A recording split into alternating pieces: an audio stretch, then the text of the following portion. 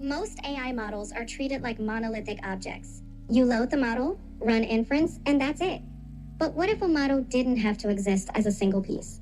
What happens if we split a language model into fragments and then try to rebuild it? In this experiment, I'm working with a small language model, small LM2 135M. The goal is simple. First, fragment the model into multiple pieces.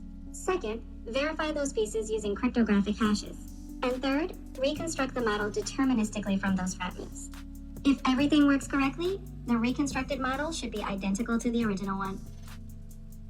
The first step is deterministic fragmentation. Instead of storing the model as a single file, we split it into smaller chunks. Each chunk becomes a fragment with its own identifier and its own hash. This means every fragment can be independently verified. If even a single byte changes, the hash check will fail. Once fragments exist, we test reconstruction. The reconstruction system verifies each fragment using its expected hash. Only fragments that pass verification are accepted. When enough valid fragments are present, what we call a quorum, the model can be reconstructed exactly. To confirm the reconstruction is correct, we compute the hash of the rebuilt model. If the reconstructed model's hash matches the original one, then we know the rebuild process preserved the model perfectly. No approximation, no data loss, deterministic reconstruction. Second part of the experiment explores something different. What happens if we start removing transformer layers from the model? Transformer models rely on stacked layers to build meaning and structure.